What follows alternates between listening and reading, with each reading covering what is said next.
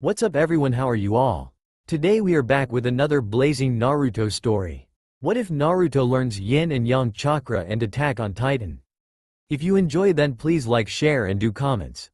And also check the description to original creator of this beautiful creation. 5-year-old Naruto was not what you expect from someone like him. He gets criticized, yelled, or scolded at the tiniest things, he doesn't know why. And sometimes he doesn't wish to know or learn.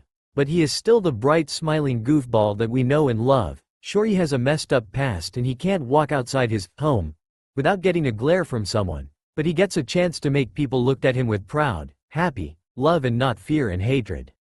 Naruto is dumb, but he was only 5, so one could blame him doing something wrong. Well, everyone, but not the point. Naruto didn't want to be looked at the way he does. He doesn't want to be laughed out because he is dumber than the other kids his age, though none of them have started the academy yet. Naruto, being Naruto, thought it was a good idea to spy on the classes in the academy, thinking he might be the strongest when school starts, which is in a year or two, but Naruto didn't want to wait that long. The young beach blonde boy walked in the alleyways or shadows, hiding from the people in the village. He didn't like to hide, but he wanted to make it to school on time. Naruto might not be smart with books or stuff, but he was pretty street smart. That's what happens when you live alone for 5 years. He passed a ramen shop that he goes to every day. Well, mostly every day when he has the money. He was happy when the owner of the shop didn't throw him out or give him food that was rotten, or if it was even food, which all the other shops and restaurants did. Naruto went on his way, finally getting to the ninja academy.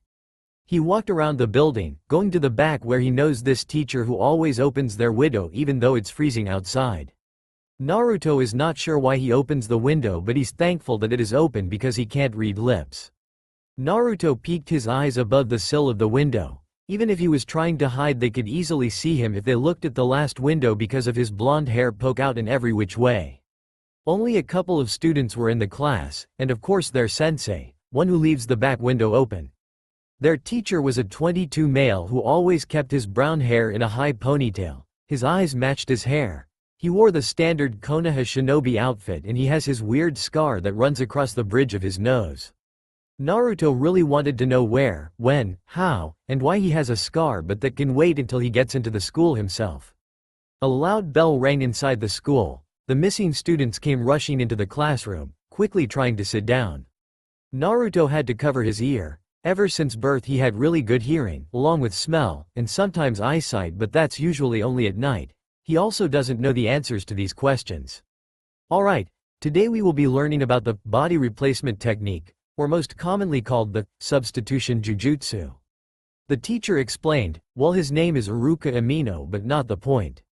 I said this yesterday, but I want to make sure if everyone brought what I asked. A notebook and a pen. He signed, seeing how no one was going to say if they brought what he asked 2 days ago. Naruto pulled a ripped blue notebook out of his tan cargo pants. It was ripped. Well, you don't really need to know, you can guess how his notebook was ripped. He also pulled out a black pen of his pants. He flopped onto the ground. Ready himself to write. He is horrible at writing or reading. He just guessed how to spell something when he wrote, which is very rare. As I said yesterday and the day before, this jujutsu needs to be taken seriously. This technique helps us escape from situations we need to leave from. It might not be like other ones, but very important for our survival as shinobi to learn how to do this technique. That means you too, Kafarin. Iruka stated while smiling at the poor kid he embarrassed. Okay, take out your notebook or paper and pen or pencil. You need to write what this technique does and what seal you need to use for it. Iruka flipped a couple pages of a book he has in his hands. He looked up to make sure everyone had what they needed out and ready. Alright, the body replacement technique or substitution jujutsu can evidently only be used in a response to what would be deadly or harmful attacks from your opponent. The instant before you or the user is struck by an attack, the user replaces themselves with something that is far away and something that is small but not too small or large, like a block. Iruka continued on explaining facts and other things about this technique. Little skip. As an attack, being applied with explosive tags. Alternatively, this is a good opportunity for the user or users for an escape. Iruka finally finished his explanation about the stupid technique that Naruto didn't want to learn anymore. He wanted to die from how much stuff he just put in his brain, if he had one at that is. Any questions? He asked with a kind smile. No one raised their hands except this one girl who had blue hair that could rival the ocean or the sky. Yes, KouRikuto. What about the H hand signs? She asked with a slight stutter. Everyone in the class bullied her for it, and plus her hair looked like the sea itself. Oh right, I forgot. Iruka scratched his nose. The hand signs are hand seals or tiger right pointing arrow, boar right pointing arrow, ox right pointing arrow, dog right pointing arrow, snake. He showed his class by doing the said signs, but slower, making sure they saw and heard their names. Naruto quickly jotted down sketches of the hands Iruka did. He didn't want to even try and spell the word tiger or ox. A kid that looked really normal raised their hand, receiving a nod from the teacher as a go sign. Are you going to show us what it does and not just read and talk about it? The kid quizzed. Sure, he wanted to know the question and he did raise his hand, but still could have worded it nicer. Yes, I will be. I'm just letting the other students here to copy what I'm showing them. Iruka retorted in a nice way but with a smile that said, do not want to mess with him, boy. After a minute or two, Iruka finally moved on. He did the hand signs once more. You need to remember that you can't replace your body with something like a tree, or a living thing. He did the signs. A puff of smoke appeared along with a chair where Iruka once was, but now he was on top of a different chair, just sitting there. See, oohs and ahs and some wows or cools came from the students. Can we try? One of them asked with excitement in their tone. Yeah, yes you may, but nothing too small. If you need help, call me. We don't want you to replace yourself with something in a different village. He laughed out. Wait, what? We can replace ourselves with something miles away. A different student asked. Fear was rising in all of them. Oh aha, I forgot to tell you guys that, ops. Iruka scratched his nose again. Sorry. Just don't think of something huge, small, living, or far away. If you think you're going to replace yourself with something that isn't a chair or a bottle, just tell me because I can help. That is why I'm here, of course.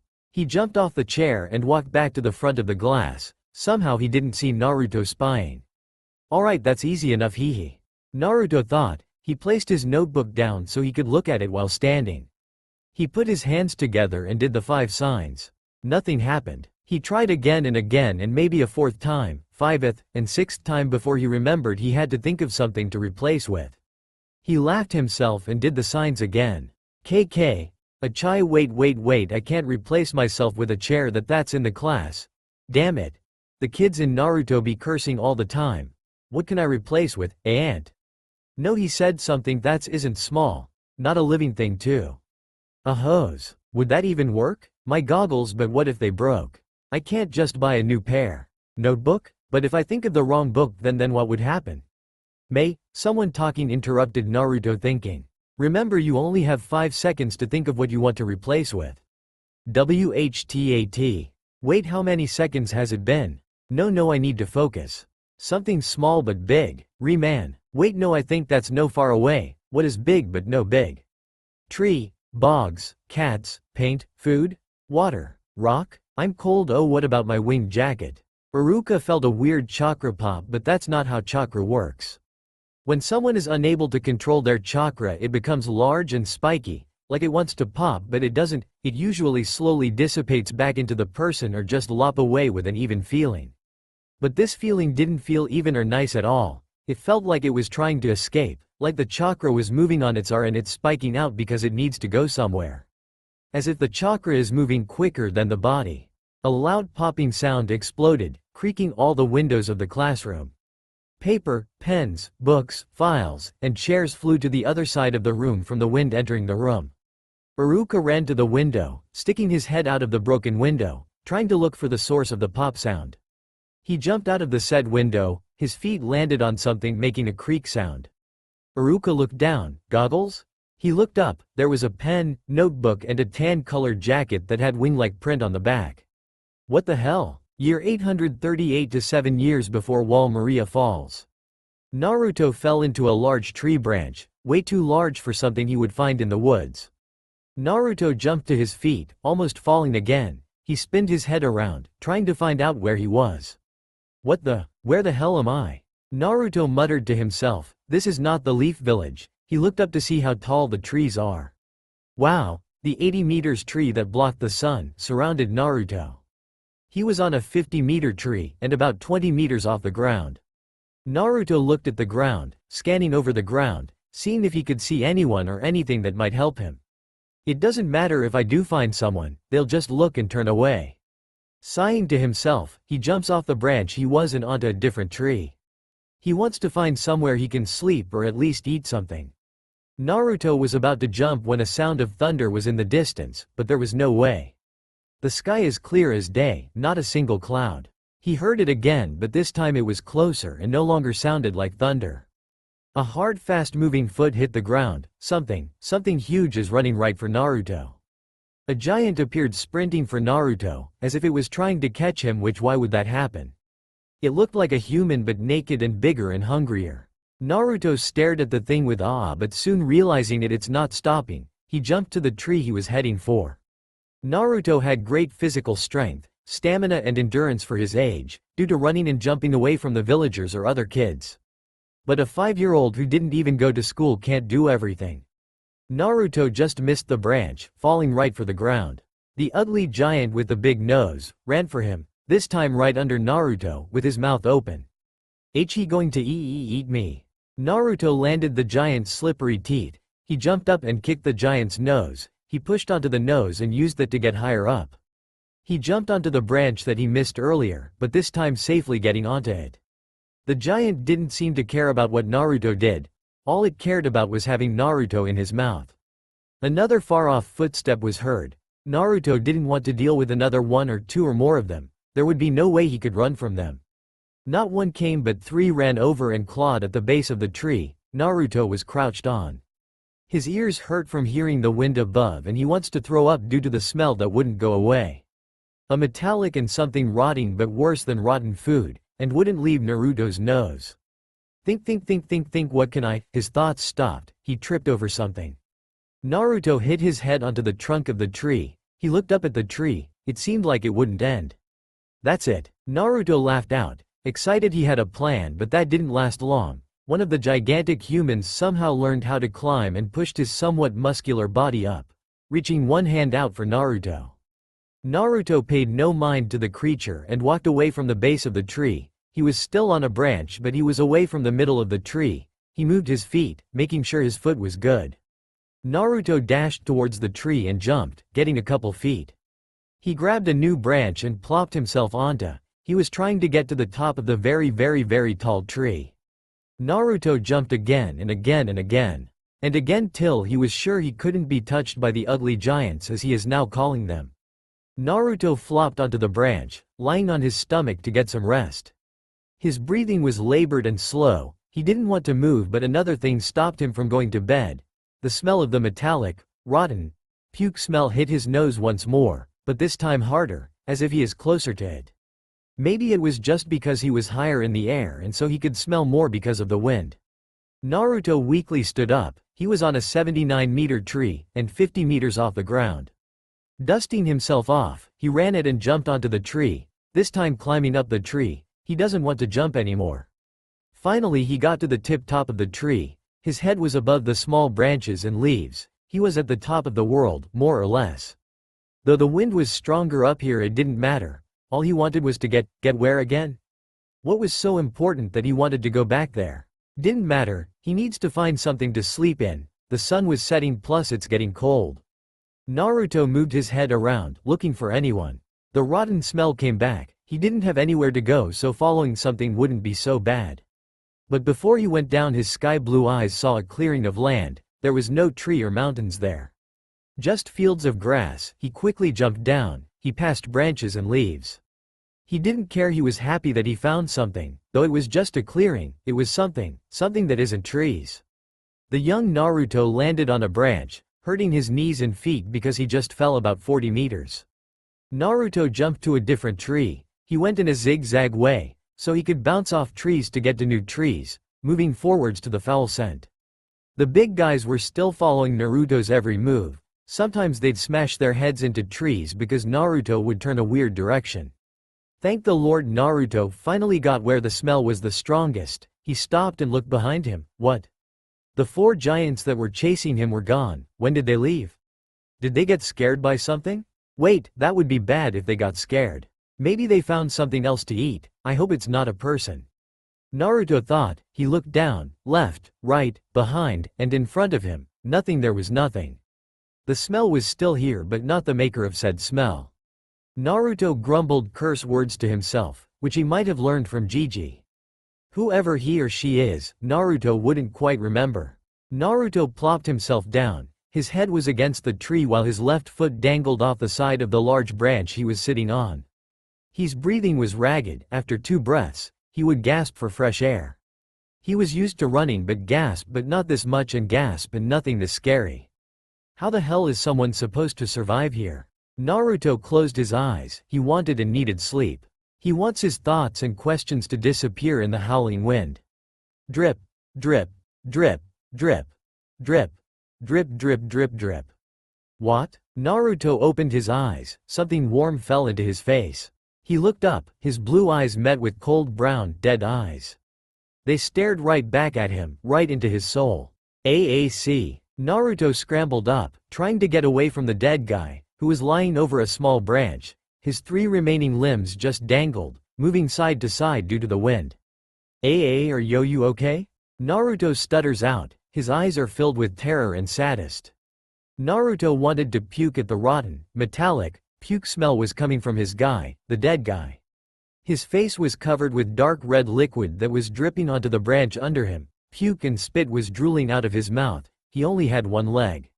Did one of whose giants bit him, but why didn't they finish him off? He died alone. He choked out. His throat was in pain. He wanted to cry. No one should die alone. The dead guy was wearing a tan dress shirt which was covered by a green cloak that had wing-like print on the back. There was these small metal boxes on both of his sides. There was something in the said boxes but Naruto didn't want to priv. He wore tight white trousers which was somewhat covered by a maroon almost black sash that was on his waist, and tall boots that went to his knees. The boots and sash was connected with 2 or 3 leather straps. The definition for his guy was cool. He looked like a hero.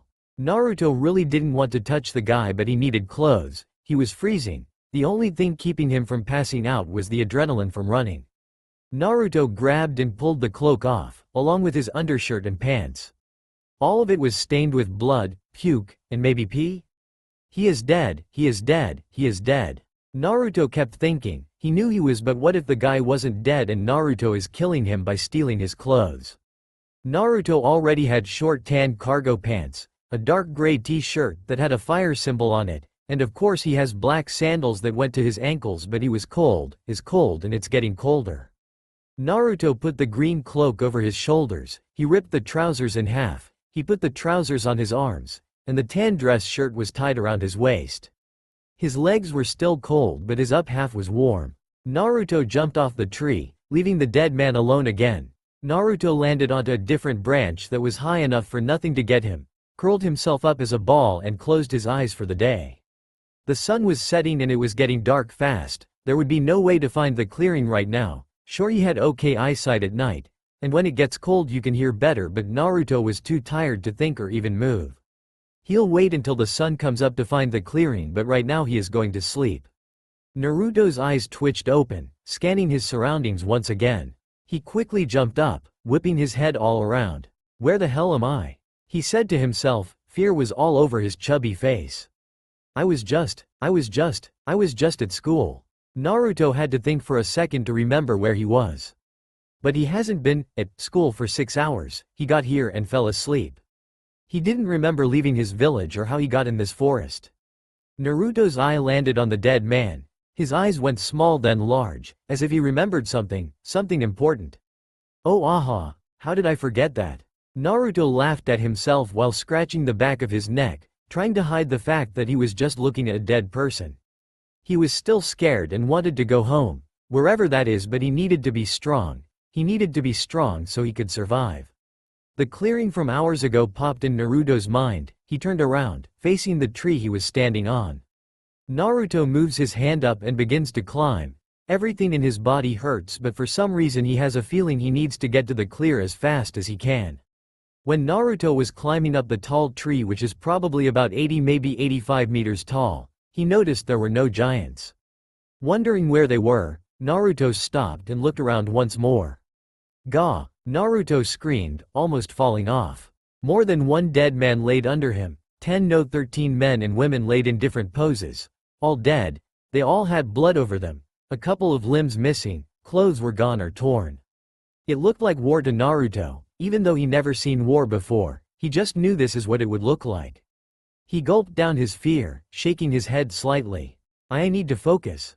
It was all too much for the young Naruto, but he didn't care. He wanted to survive, he wanted to eat, he wanted to sleep in a warm bed, he wanted water. Yeah, water and food sounded good to him.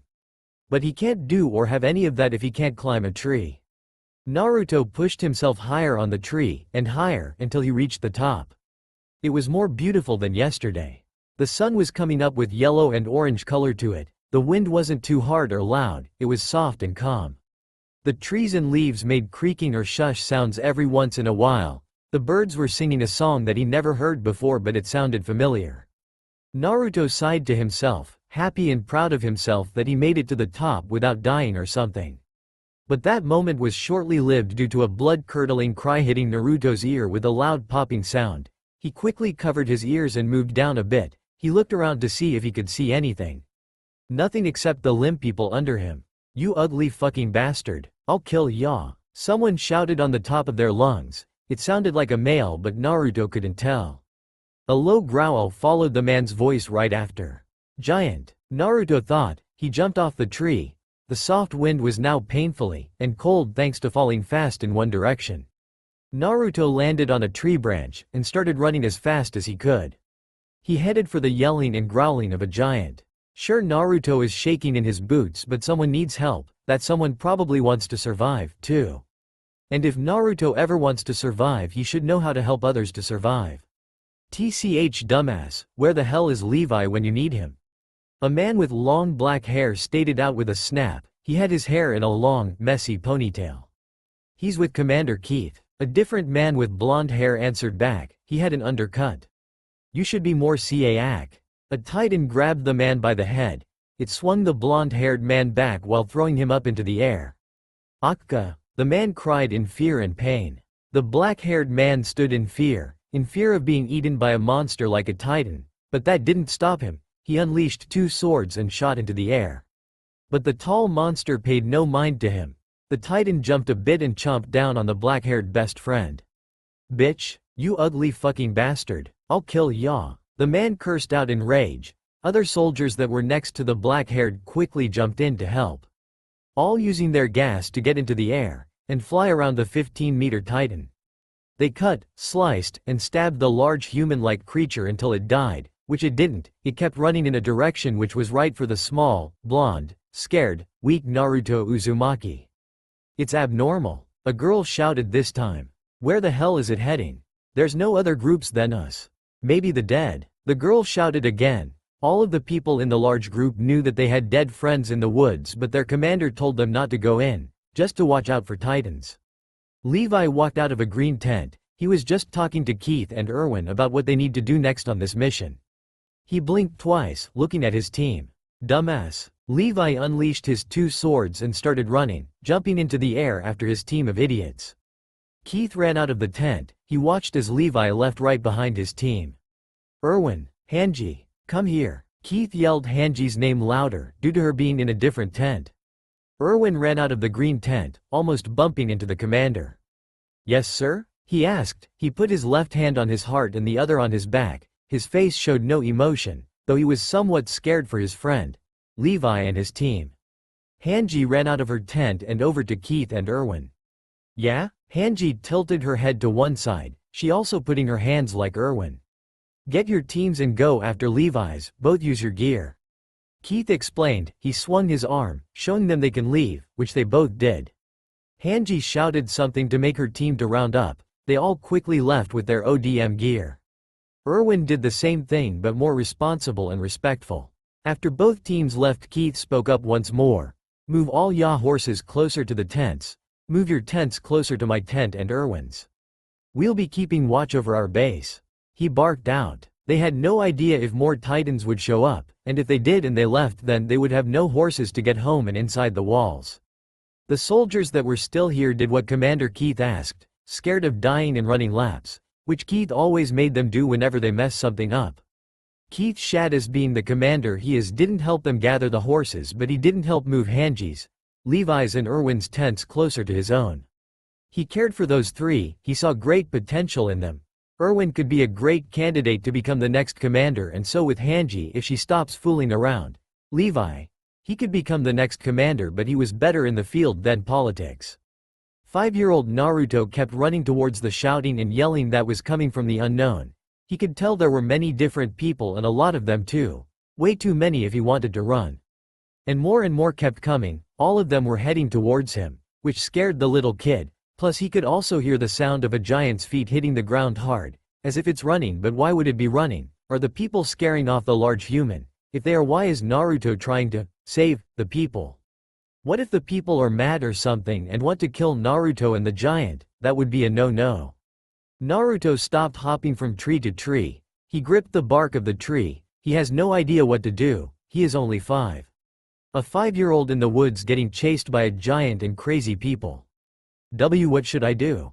I need to think. Naruto muttered to himself. Different ideas that were no help popped in his head. Nothing was good enough. Let's play hide-and-seek. A young boy stated, but he was all black, like mist. Yeah, you go and hide. A different boy said, he was also a black mist. Naruto couldn't see their faces well, more like couldn't remember what they looked like.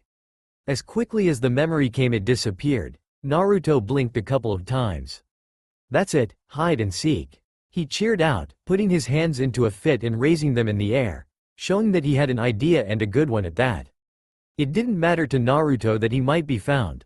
All he was worried about was being found by the giants, which probably won't happen because they can't climb or jump. Well, at least that's what Naruto thinks. Naruto leapt into the air, grabbing onto a branch. He pushed himself higher until he knew that no giant could get him. He laid down on his stomach, with his head sideways so nothing could see him from below, but his hair didn't really help. But that's not the point. The terrifying footsteps of the giant grew closer and closer to Naruto. It made him want to run and give up on hiding.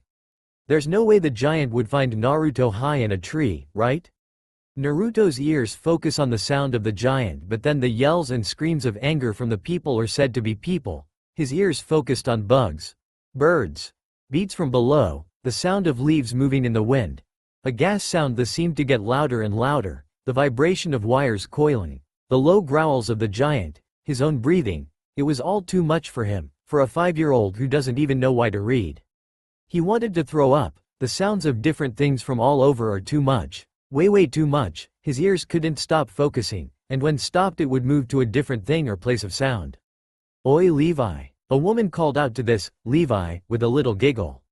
She was in the middle of the large group. Well, that's what Naruto guessed. Yes? A man answered, probably Levi. He sounded serious and not as loud as the girl. Levi was one of the closest to Naruto. Of course that is what he thinks. All he can do is hear and smell them. He doesn't dare to lift his head up to look. Keith said to follow and kill the Titan. The same woman shouted. There is definitely a joyful smile on her face. Sure, maybe she's happy about kill the Titan? There is a name for them? I like giant more, Naruto thought, somewhat forgetting what kind of situation he is in. Back to the point, why she is so happy about killing this Titan. Yeah, sure, if you kill it, it might not kill you or anyone, but still you shouldn't be so excited about it. She is definitely sick in the head or just crazy. Or both. Alright, circle around and attack when I say.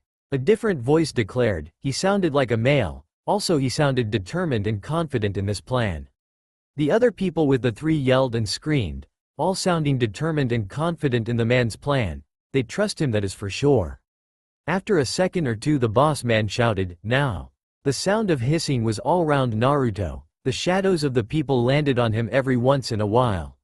Luckily none of them saw Naruto or his bright yellow hair that sticks out like a polar bear in a city. Whatever a polar bear is. Screams of the unknown people filled Naruto's keen ears like a bullet.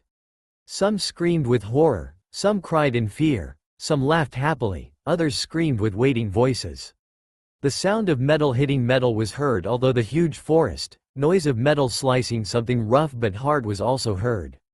That one sound made the whole forest stop for a second, just a second before the sound of the giant howling in anger. The sound of its knees hitting the dirt ground loud, its stomach and head hitting the ground with a loud thud next. making the trees and the people on the ground shake due to its body size. Yeah, fuck yes. Good job Erwin. Yeah too Levi. Yeah, the girl from earlier shouted with the rest. She sounded like she is the type of person who does fun things but also the type of someone who you shouldn't hang around for long. Shut it, Hanji. The voice of Levi stated with a hint of annoyance. He's definitely a non-friendly person, the complete opposite of Hanji. We need to check how many of us died and move their bodies, and we need to move of bodies of dead from earlier back to base. Hanji and Moblet will head to the commander and inform him that we killed the Titan and will be heading back soon. The boss man explained another plan. How the heck does he know what to do all the time? Does he just pull shit out of his ass? There was a couple of people answering while mumbling that Naruto couldn't quite made him want to know what they're saying more. Erwin, I smell something foul. A scruffy voice stated to Erwin, who is probably the boss man, seeing well more hearing that everyone goes to him for things. Wait, foul? Like another giant guy? Wait, someone else than Naruto has a good sense of smell? Wait, could there find Naruto by that? Where? I'm not sure, it's everywhere, it doesn't smell like a Titan. Something worse, more evil? The man questioned himself, he couldn't place an emotion on how it smells. Sometimes it smells as if it's a man or woman who just killed something, other times it smells as if it's the devil itself, whatever that smells like. It just holds so just lust to kill, it's bad. Just think of someone stealing your favorite food or someone saying you're wrong when you aren't but 10 times worse. Levi, come here. Erwin asked with a complex tone, one that Naruto doesn't know. Naruto listened to the boss man who might be Erwin or not, and a different man who said something that didn't sit right with him.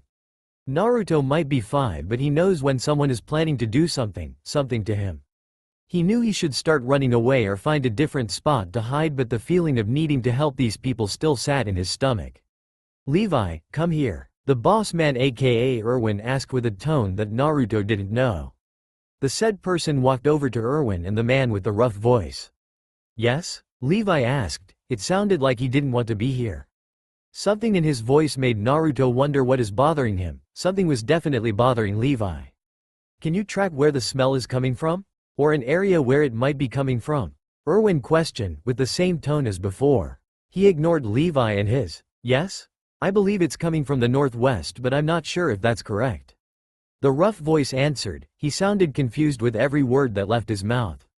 I'm alright. Levi, grab 2 of your best men and Michi will go with you. Make sure you 4 are heading in the right direction. Erwin once again explained a new plan. How is he not the commander? If he is this good, then the commander must be better. You may leave when you choose who to come with you. He ordered. There was a whoosh of air. Probably Erwin moving his hand to show they can leave. Crap, Naruto whispered to himself. He slowly crawled to the side of the branch he was laying on. He grabbed the bark of the tree and hastily moved up the tree. Naruto doesn't have a plan. Sure, hiding is a great plan, but trying to hide when the person coming after you is someone who can smell, then you should just give up. But that's not like Naruto. Giving up is something Naruto doesn't like or do. If there is a sliver of hope, Naruto will push himself to grab that hope and mold it in something big. I hope you know what you are doing, Erwin. Levi grumpily stated. The sound of his small shoes hit the ground. Keiji and Homura, you're coming with me. He waved his hand at Keiji and Homura, showing them to follow him. Yes sir. Probably Keiji shouted, showing respect towards Levi. There was a sound of something hitting something like fabric, but Naruto couldn't tell. Sir. Homura also shouted. She did the same thing that Keiji did.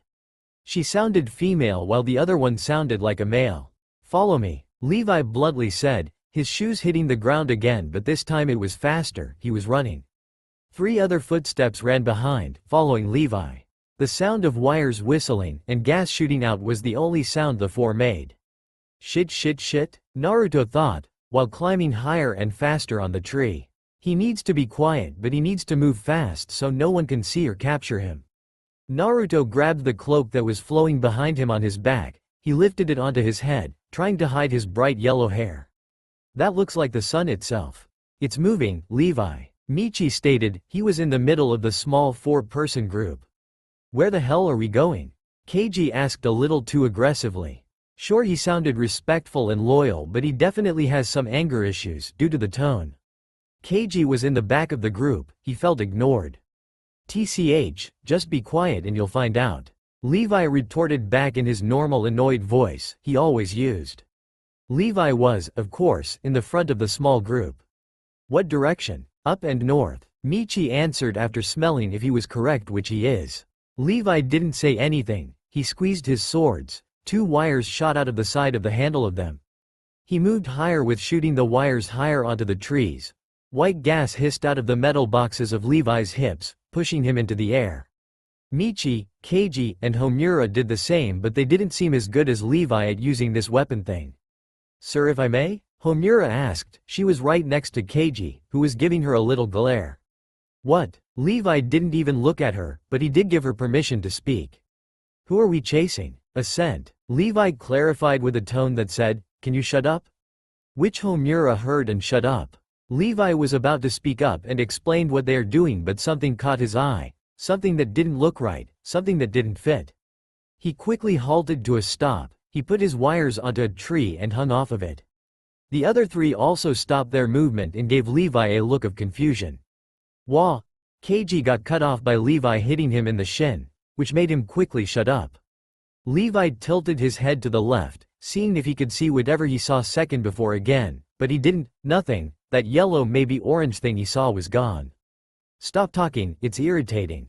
Levi stated with a small tch. What the being? He was annoyed, well, more like pissed off. He swore he saw something. There's no way it could be a titan, but still there is so much they didn't know, so maybe there is a titan that can climb. Levi had no idea and didn't really give a shit, as he would say. Levi pointed up while looking over his right shoulder at Michi, who was right behind him. Michi nodded his head, yes. Levi then looked at Keiji and Homura, who both were behind Michi but far away. He pointed his finger down as if he was telling them to stay here. Which both of them complied. They nodded their heads. Yes, and stayed still, waiting to get new orders. Though Keiji wanted to know who exactly they were chasing and why, but he didn't move or say anything. Levi quickly shot up, heading right where he saw something moving. Bang! Levi stopped his movement and whipped his head to the sound. The smell of blood and the familiar scent of Titan hit Michi, making his blue eyes wide a bit. Levi, the smell of Titans are close. Michi informed the shorter man, who was above him. TCH, we're heading back. Levi muttered out. It was obvious from his tone that he was more annoyed than seconds ago. He shot his wires to a different tree, and released gas out, heading back to where they killed a Titan. Michi and Keiji followed right behind him without question, but Homura hanged there for a second. She looked up, her eyes widening, but her eyes went back to normal and smiled at the sky. 5955115759, to the left. She whispered, way too quiet for anyone to hear if they didn't have knee ears or something. Homura, come on. Keiji shouted. The said person turned in their direction. Homura jumped off a branch and shot her wires, heading for Keiji, who was nicely waiting for her. Don't do that. Levi is goin' kick yaw ass, dumbass. He scolded, turning away from her to go to Levi and Michi, who didn't even wait for him or Homura. Coming. She answered back. She also headed for Levi and Michi. Naruto sighed out, letting out a breath that he didn't know he was holding. Fear and stress was all over the young boy's face. He also got caught by who knows people from wherever he. Giants, ugly humans-like creatures chased after him the day before, seeing and smelling the smell of rich, red, mechanic blood that stained the green cloak, white dress shirt, and ripped pants that weren't even his. Also forgetting where he was the day before, forgetting where he came from, and forgetting how he got into a forest with beasts in it in the first place. Naruto hid in a convenient hole in a large tree. He was balled up in the cover of the small hole that barely fit his body into, due to the small size of the hole. The loud bang that sounded off 3 minutes ago caused a rather loud ring in Naruto's ear. Naruto waited another minute or two before crawling out. He didn't want to get caught by the 4 that were chasing him, and plus he wanted the ringing to stop before he tried to move. Naruto lowered the green cloak that sat on his head, down and back to its normal place. Why did she say 5955115759? Wait, was it that or 5995155779? Naruto thought out loud. He was now sitting on the branch below the hole he was just in. The sound of yells and screams hit Naruto's ears once again. This time it was nothing like he heard before. This time it wasn't screams of victory. This time it sounded like all who shouted were in fear and horror. Something that sent a chill down Naruto's back. He quickly whipped his head to the sound. He wanted to help. He really wanted to help, but how could he? He's weak and young, and don't forget he has nothing to use or even sense of skill in battle. But of course that didn't stop him. He jumped to his feet and dashed right for the screams of people. Thud. Naruto's small body hit the ground with a small thud. He had fallen off a branch and onto the ground below. Luckily for him, no one saw or heard him, but falling on the ground of a forest that holds beasts inside is not so luckily. Naruto tried his best to open and keep his eyes open, but it didn't work.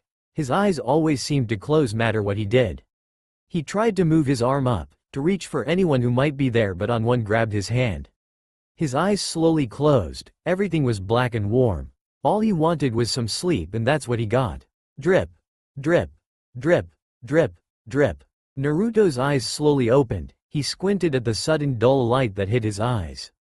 OWW. Naruto fit his right onto his face, trying to block the light that wasn't even that bright out of his eyes. The light that was in his face slowly disappeared, leaving him the dark to wonder.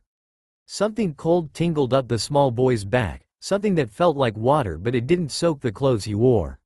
He jolted up, something slashed up and onto him, something that was cold but not water. The sound of moving water finally reached Naruto's ears. How the hell didn't he hear that? How the hell didn't he notice that he was sitting in water that could easily go to his shins? Naruto hastily scrambled to his feet, tripping over the water while doing so. He moved his head side to side, studying his new surroundings. Well, the best he can do to the light in this place was non-existing. Did he somehow move again, like when he randomly appeared in a large forest with people who screamed 24/7? What? Naruto murmured to himself. He was surrounded by water, just water, nothing but water, water that would fit perfectly in a swamp or maybe a sewer. But Naruto wasn't in a sewer or a swamp, right? Naruto kicked his left foot. The water wasn't dense or light, it just felt like normal everyday water. Knock that off. A deep, low, unpleasant voice growl, which made Naruto want to run, came from the boy's left. The voice sounded as if they were annoyed with Naruto's actions and all-around presence. Naruto froze in his track, quickly and quietly lowering his foot back down and into the cold water. He slowly turned his body to face the voice that sounded like it wanted nothing to do with the young boy. Naruto's large, clear blue eyes connected with ones that looked like blood itself. Anger, hatred, lust, destruction, madness, malice, annoyance all filled the cold, dark maroon eyes that laid behind darkest. Who the hell are you? Naruto's voice was quiet. He was too scared to try and act brave. Naruto tripped over the water, trying to move back from the large sharp eyes that could easily be bigger than Naruto's whole body. The scared, small, young Naruto stood in front of something that didn't even look real. Well, that was saying something. He was just running from giant humans who wanted to eat him, then was chased by people who probably wanted to kill him, but hey, two eyes that held lust to kill, hatred to hold, madness to make someone mad, destruction that could demolish anything and everything, anger for something that Naruto couldn't understand. How can something be so mad and annoyed at something or someone? How can that be? Sure, Naruto got mad and he saw many people be filled with anger, but this was a different level. Something he cannot wrap his head around. Who the hell are you? Naruto asked, though he would rather run away from this creature, if it was a creature at all. All Naruto can see is its eyes. Dark, cold, evil eyes. He walked back, trying to get more space between the two, but due to him not really watching where he was going, he tripped. He fell onto his back, his legs kicked into the air for a second, water rushed into his lungs. He flew himself up, sitting up, gasping for air. What? How isn't he wet? He is in water, right? You show up on your own and now you're tripping over your own feet. The same gravelly voice spoke up, ignoring the boy's question. The two red eyes never broke eye contact with Naruto's ones, which creeped the hell out of him. Shut up. Naruto stood up with his fists in the air, showing that he wasn't about to let eyes make fun of him. Dumbass. Are you wanting a fight?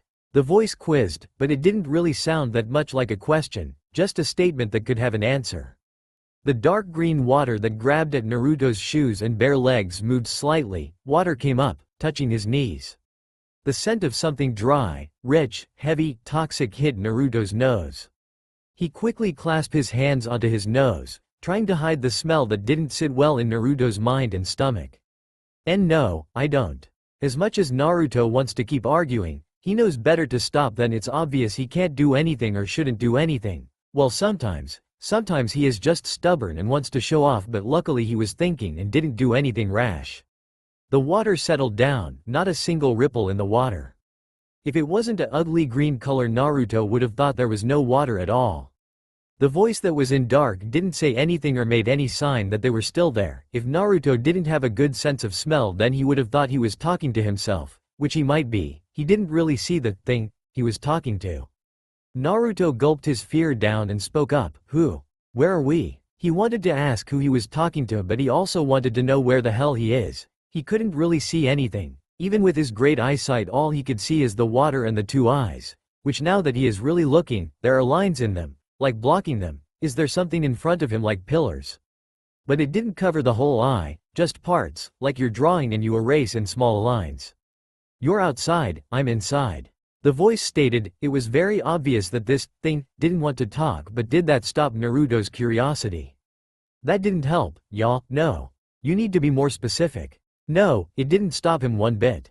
Naruto walked closer to the eyes, but not too close just in case something happens. Wait a second, is Naruto asleep? It might be a dream, or maybe like when he saw two boys, they were all black mist, like this creature. Well, maybe, again he couldn't see it.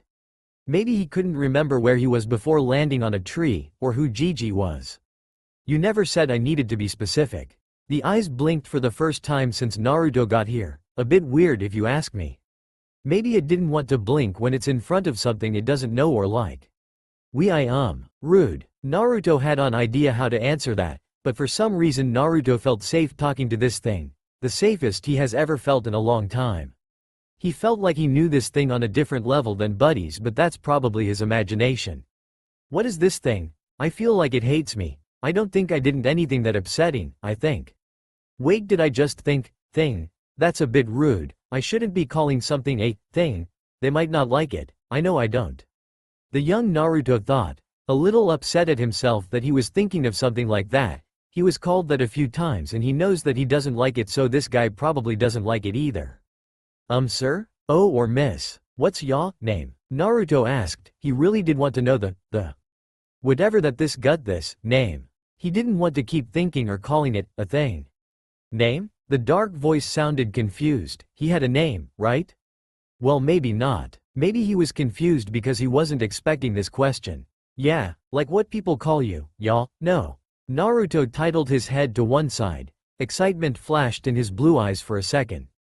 Naruto walked closer and closer the creature. He wanted to know their name, what they look like, how they are upset and mad, if they have a whole body, and would it look like something innocent, if they were real and it wasn't his mind playing tricks.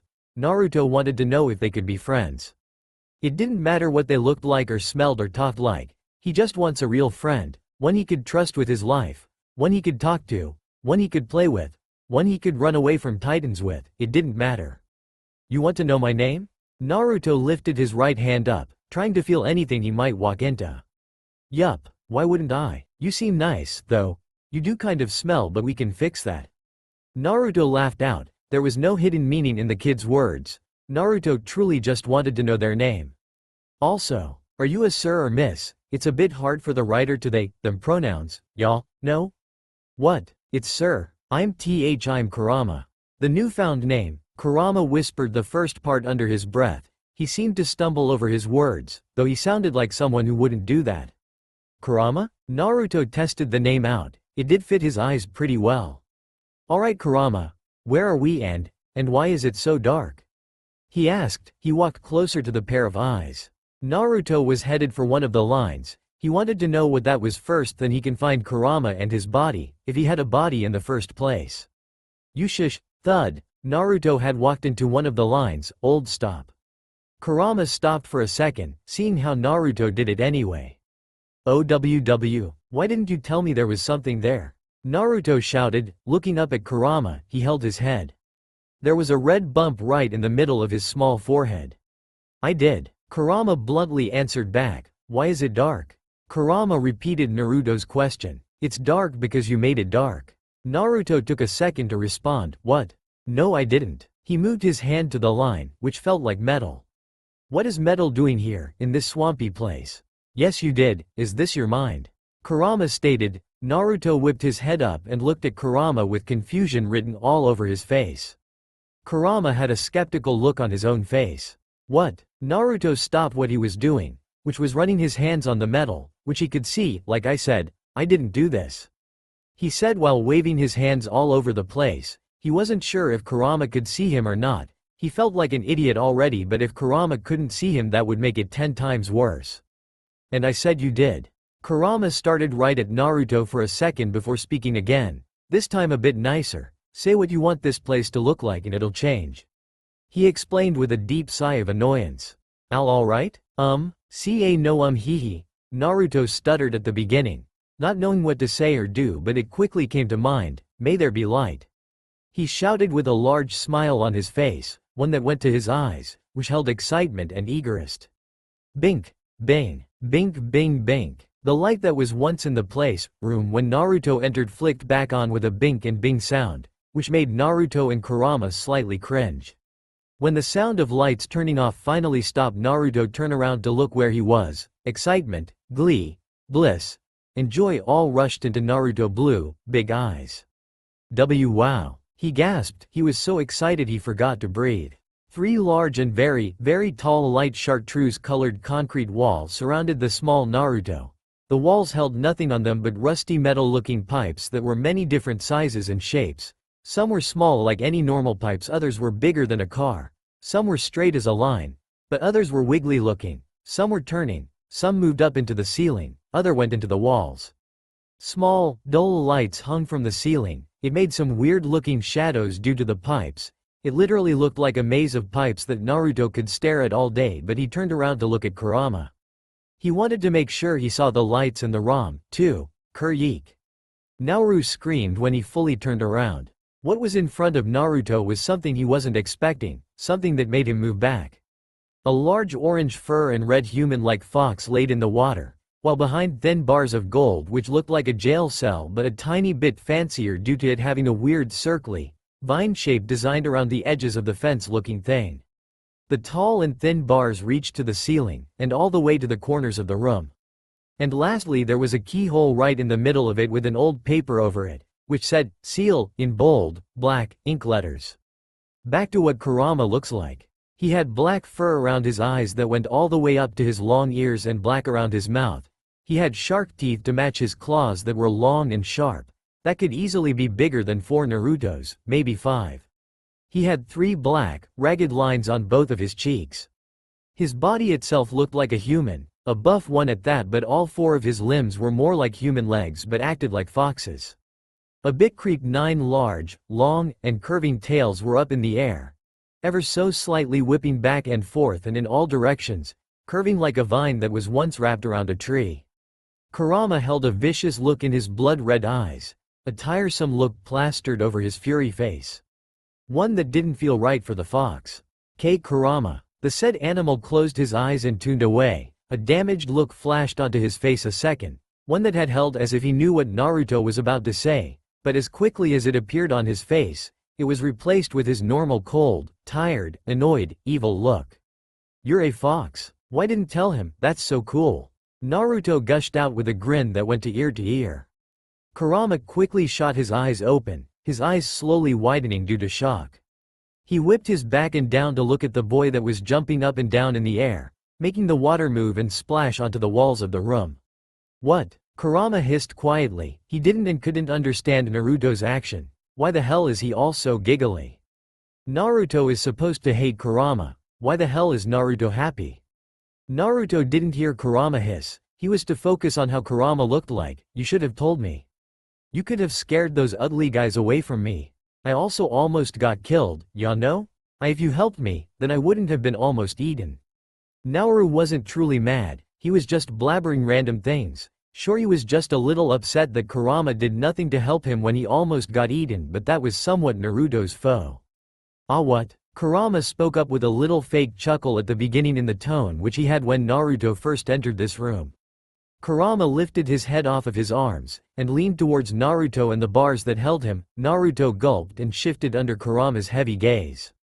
Naruto ranted on and on about how it was so cool that Kurama looked the way he does, saying that he should have met him earlier so Kurama could save him with the beasts. The fox just stared at the young boy, not really understanding the little guy. He couldn't help but laugh at how stupid Naruto is sounding. Ah, what? Sarcasm was literally drooling out from his words. Kurama lifted his head up and off of here it was resting on his arms. He leaned towards the bars that held him here and Naruto, who gulped and slightly moved under his keen gaze. I was saying that you're really cool, Kurama. Naruto's eyes didn't look at Kurama's, he couldn't. Don't get him wrong, but Kurama is still a giant fox that can kill him, so Naruto had every right to be a bit sacred, who wouldn't? Huh? The stunned fox huffed out. The water moved due to it. Water once again hit the sides of the walls and Naruto's knees. The said kid was scratching the back on his head out of embarrassment and fear. His eyes darted all over the place, never really landing anywhere, especially not anywhere near Kurama's direction. Huh? What? Naruto tilted his head to one side. He was still not looking at the fox. I am sorry if I did something wrong. I really don't know what I did, though, he stated, moving his eyes to somewhat look at Kurama. The fox huffed out another breath, but this time it was a bit nicer and softer. Lifting his head up and into the air, he sighed again before moving his gaze back down at Naruto, who was now staring back with a little smile that screamed, apologetic. Never mind, kid. Kurama looked behind him. He was looking for something, but what is it? Naruto blinked a couple times before shouting while raising his fists at Kurama. What? Did ya just call me kid? I am not a kid. Naruto stomped past the bars that held Kurama from passing at all. Naruto didn't notice that Kurama was paying no mind to him. For your clarification, I am 5 years old, Naruto grumbled, crossing his arms and pouting one real sad-looking one. Kurama looked back at Naruto. You need to leave. He rejoined into the little conversation. Though he was a fox, you could see it held a worried look on it. Of course, Naruto didn't notice. He was still fuming about Kurama calling him a kid, which he is. When Naruto looked up at Kurama with a very confused face, he spoke up. You need to leave now, he demanded, using the same low tone he used when Naruto first met him. What? Why? Naruto asked. He too had a worried look plastered on his face. He dropped his arms from his chest and to his side. The fox in question moved his eyes behind himself once again. What was he looking for or waiting for? Kurama looked back down at Naruto. He let out a small tch before explaining, trying to explain. Kid, listen, those giants are. Before Kurama could finish his explanation, Naruto cut his off with a high yek. What? Why didn't you tell me sooner?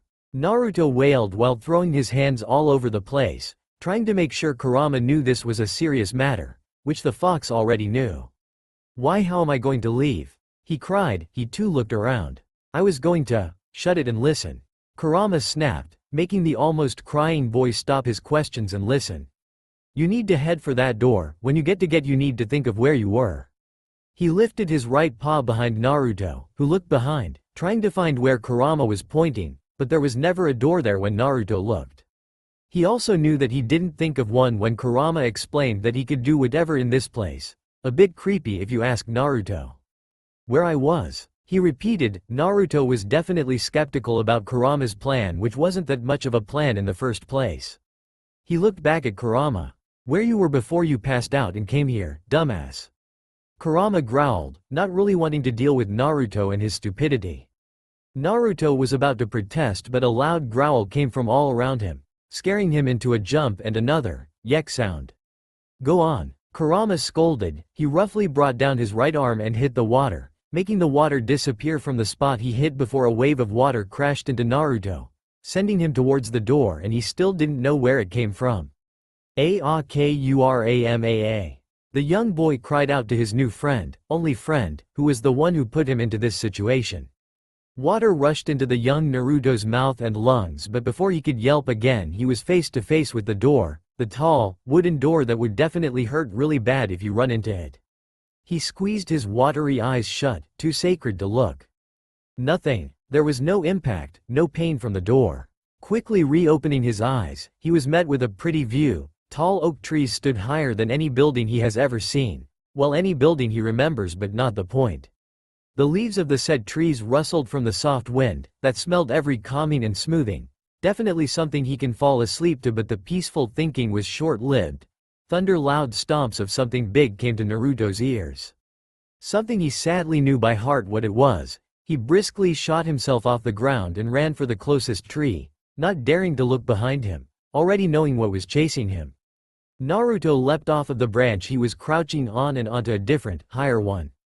Climbing higher and higher with every push that Naruto jumps, finally getting away, or at least far enough from the three titans that are now at the base of the tree Naruto sat on. He was trying to catch his breath. He swore he was going to collide with that wood door, but he didn't. Why the hell didn't he? Did he just make Kurama and that weird room up? Sure, he did have an extraordinary imagination, but a large fix in a cage that was in a room that had water and pipes all around is a little much, if I do say. The titans below Naruto look all different size, shape, features, and smells. Even though they all have a different smell to them, they still had a different scent that made Naruto want to puke. One of the big guys was a girl. Weirdly, you would think that they would have private parts, but nope. Where there would be a part was just skin, smooth as any other place on them. Well, at least Naruto thinks it looks smooth. No way in hell is Naruto going down there and touch them to see if his thought was right or not. Naruto moved closer to the middle of the tree, not wanting to accidentally fall or something.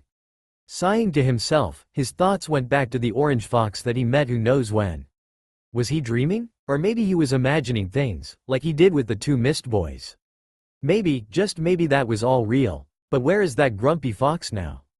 It's not like he's going to show up and say hello. That was a little too weird for Naruto. Opening his eyes to look up, he stared at the bright sky that was covered with leaves and trees. The sun was right in the middle of the sky. There was not a single cloud in sight, which left Naruto reminiscing. The sky looked so familiar. Just something about it made Naruto reach his hand out to the sky, trying to grab the shining sun. Sighing again, he closed his eyes. A second or two later he opened them, but this time something was different. The sky was no longer covered by trees and leaves, just birds flying higher. Naruto spinned his head around. What the hell? He murmured, his eyes going small. The look of fear spread over his face, complete horror. Naruto, who was just sitting on a branch with his back against the tree, was now sitting with his legs dangling off a mountain. Below was a large town that had a wall circling around it. People bustled around in the said town, chatting, walking, yelling, eating, singing, playing, buying and cooking. All of them minded their own business but stopped, all their heads turned towards Naruto. Toddlers, babies, teens, adults, elders, big, small, thin, tall, short, every person all looked at Naruto with frighteningly cold glares. Ones were made Naruto move back, scrambling to stand and run, but soon as Naruto's left hand hit the ground, the rocky and hard ground turned into coarse, soft dirt.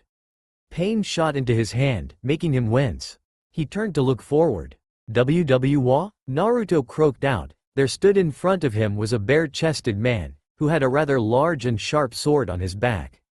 The guy was towering over Naruto. His eyes looked like steel, not wavering one bit. Fool, you think because you wear a headband that you're a ninja? The spiky, black-haired man rasped out, his lips curled into a smirk.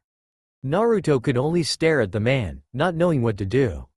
It was obvious just by looking at the two that Naruto was the weaker one here. Tears filled his eyes. He has no idea what to do.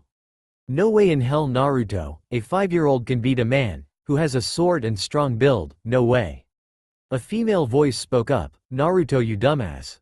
Get away from him. The girl shouted. Just by the way her tone was, it was easy to tell that she was worried. What a nice way of showing it. Naruto whipped his head to look at the voice. A long, pink-haired girl stood a couple feet behind him. Beside her was a boy who had short, jet black hair. He too had a worried face, but it was gone in an instant. The boy's face that had no emotion turned into fear, that was written all over his pale face. The boy's lips quivered before he spoke up. Naruto, you need to wake up. The boy stuttered out due to fear. Naruto didn't answer, he was too confused. This guy looked like the type to have a stern, cold face, but now it looked horrible. His black eyes were small, His mouth and jaw were clenched, his eyebrows scrunched up. "You need to wake up," he shouted this time. Why the hell is he telling Naruto to wake up when he was already awake? "You idiot, wake up!" Naruto shot up, gasping for air. Coughing saliva up, still trying to fix his breathing. He slowly moved his head around, trying to see where he is now. There stood 3 10 to 13 meter tall titans, drooling due to hunger and lust to kill. Their eyes look like they could cut anything. Their nails look like they haven't been clipped in years, dirt and blood under them. The shortest one reached its left hand out. Though it was the smallest, it was sure in hell that it wasn't the nicest looking one. This one had blood dripping from its mouth. It had definitely just eaten something that Naruto doesn't want to see. The tallest of the three just stood there, as if it didn't care if Naruto was alive or dead. The last was the scariest out of all of them. They have long dark maroon hair that went to the middle of its back, curvy disjointed back that looked like a kid trying to draw a line. Their eyes are pitch black, no shine or twinkle in them. Vein poked out of their hands and foot, blood and mud clustered at the bottom of its feet and nails. Steam was coming out of its left shoulder and front of the neck. Their skin was clear, wrinkly, and chalk-looking. It looked like a ghost. Their teeth are covered in something that was black, red, yellow, and green. All three of them most definitely just eat something, someone's brother, sister, mother, father, son, daughter, lovers, someone who was someone else's world. Naruto twirled on his hand. The pain that was in his left hand was gone as if it wasn't ever really there. Jumping onto his own 2 feet, he started sprinting. His breathing was still uneven and his whole ached for some reason. His mind seemed to be running a mile a minute. He couldn't focus on what he was doing even though he knew what he was doing. His nose twitched, and rich scent hit his nose. He quickly pinched his nose to cover the smell, but he winced from doing said thing too rough. His eyes were blurry and fuzzy. His mouth was salty, limey, sweet. He hasn't eaten anything for almost a day, so maybe that's why. Oh, and don't get him started on his earring. There was a constant, intense low but high ring in his ear. It stopped but then picked up again, but every time it stopped it would get louder and more grinding when it started again, and again. A bitter taste boiled in Naruto's throat, hitching his breathing and made it just that much harder to breathe. The young spun on his left hand. The pain that was there was now like it was never there, which confused Naruto a bit. He pushed himself onto his feet and started sprinting away from the 3 unfriendly titans. Naruto's head and body ached. Every movement that the boy made his body feel sticky and broke. His mind seemed to be running faster than his feet. His nose twitched up then recoiled, finding a new but old smell to focus on. A deathly scent was rich, new, and infuriating, burning his nose hair. When he pinched his nose to block the strong smell, he flinched from doing said thing too hard. How did he hurt himself just by pinching his nose? His mouth was dry and had a limey, salty, and maybe sweet taste to it. It might be because he hadn't drank or eaten anything for almost a day, dumbass. His earring was the worst out of his 5 senses. A constant high but low sound was ringing in both of his ears. Every time it stopped it would start up again, but more intense and grinding, which made Naruto want to stop and hurl, but he couldn't. The ugly beasts were still chasing him. The middle and tallest weirdly ran, swing back and forth with their arms just flying around the air, hitting trees and rock, but it didn't care nor did it stop. A bitter taste boiled in Naruto's throat, adding onto the other taste that didn't go away. The bitter thing stopped right in his mouth, daring Naruto to throw up, making his already ragged breathing that much worse. Naruto wanted to jump and get onto a tree, but again his body hurts, really hurts. He'll die if he keeps running nowhere, but there again he has no place to hide and go to. Maybe he could go to that hole in that one tree, but he would have to turn around, which had titans that he couldn't beat. He was headed right for the people that also chased him. They might try and kill him or something, but it might be better than dying from titans who showed no remorse. But again Naruto could smell of blood and death coming from where the people live, or at least where Naruto thinks they live. The beating of his little heart was added to the sounds Naruto could hear, pounding in his ears, echoing through his fragile body, that was now shaking like a leaf in the wind. Swallowing down the fear and puke, he scanned the area. He didn't want people, real, living people, to get killed by the titans that followed him. He wouldn't be able to live with himself if he brought someone death because he wanted to be safe. seeing a good place to turn and run away from the flying people. He moved his right leg sideways, pushing off of the ground, getting a strong start. He had no idea where he is heading, but he knew he wouldn't go to the people in their home. He already caused them fear and tears. Time skip. Naruto had been running away from the flying people's base and the Titans for 4 hours now, still not losing the said 3 beasts, who didn't stop even when they almost ran into trees, rivers, and small streams, and sometimes animals that didn't get scared. Which Naruto so badly wanted to stop and grab a drink, sip, or just glaze at the beautiful animals in the water, sky, or land. But of course the Titans wouldn't allow that. No matter where Naruto went, the ugly things went too. They didn't seem self-aware of the fact they hurt themselves when they run into something, stabbing themselves with lower branches on the trees or bushes, that thorns, wild and flailing arms or legs hitting tree or rocks, breaking their bones due to stomping on rocks or smaller trees, running into deep rivers that Naruto had to jump into rocks to get to the other side. They didn't care what they did. All they wanted was to have Naruto in their mouths, dying and oozing blood. Naruto wasn't sure how he hadn't ran into different Titans, but he was happy he didn't. Naruto had begun to burn up after 2 hours of running. He was not used to running for so long, or at least this long. His body was cold and sticky, sweat dripped from the poor boy who just wanted a break. Luckily his body didn't ache, nor did his ears, or his mouth hurt or tasted weird. Though that didn't stop his feet and back from aching with every step. His mouth was now dry, wanting anything to drink or eat. His face was scrunched together, fear and tiredness was all over his face, his eyes almost closed every now and then. His breathing was worse than when he started this long trip to nowhere. Naruto was regretting turning around or even not jumping into the hole that was in the tree he went into because of the Titan killers. He passed that tree at the beginning of his journey. Sadly, there was no way he could turn around and go there, now.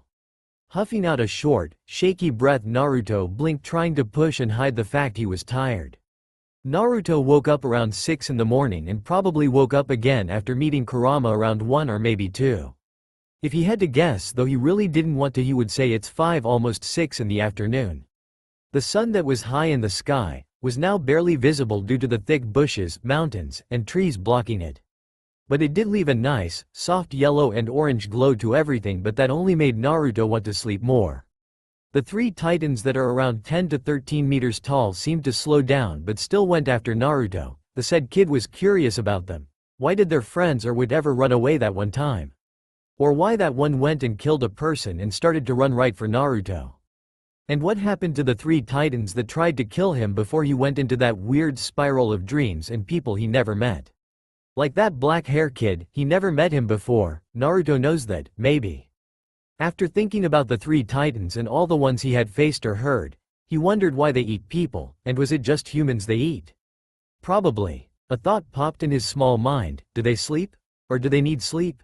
He wondered. He knows that they heal rather quickly for something their size. They don't seem to need a break while running for a while. Luckily they were about a couple feet behind Naruto. They aren't that fast, but they are definitely strong. Every time one of their feet hit the ground, it would make the earth tremble and break.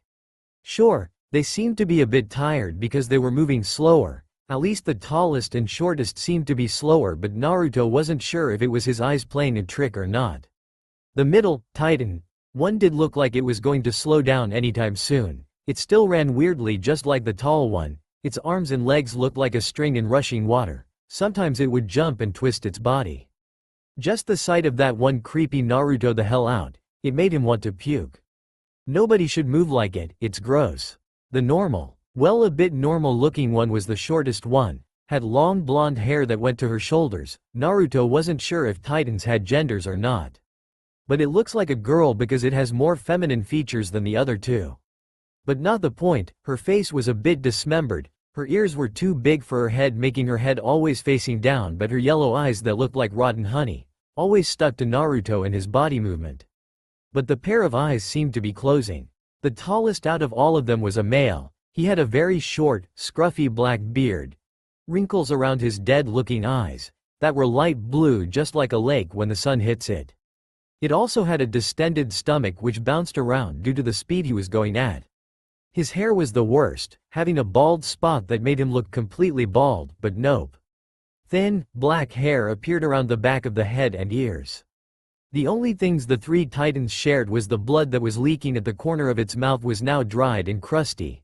They always had an idiotic smile that looked like it was mocking death, plastered all over their face, and their hair looked greasy and untamed, having sticks and leaves in it. Again, it very much creeped Naruto out. He didn't want to see dead birds in their hair.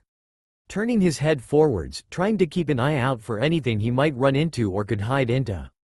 Something caught his tired blue eyes. Something was gleaming at the base of a tree. The last shines of the sun hitting the object, reflecting off and into his eyes.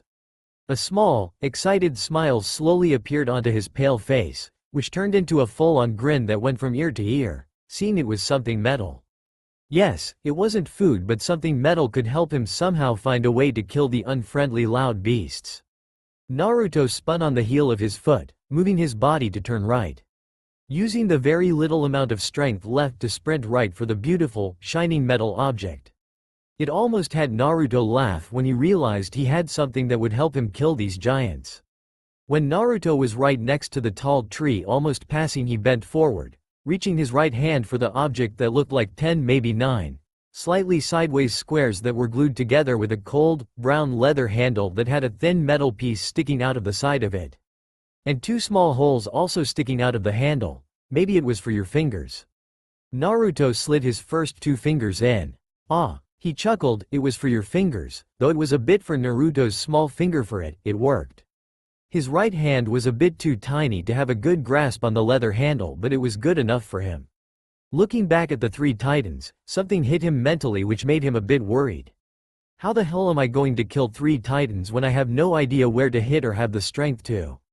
Naruto thought. He didn't think that much about actually killing one of them before he picked the metal up, just the fact that he has a weapon. Facing forwards once again, still running the fastest he can, his legs are aching and screaming at him to stop, his chest heaved in rapidly, the adrenaline that steamed through his veins are now gone, just fear is left. Suck it up, how am I supposed to survive if I can't kill one thing?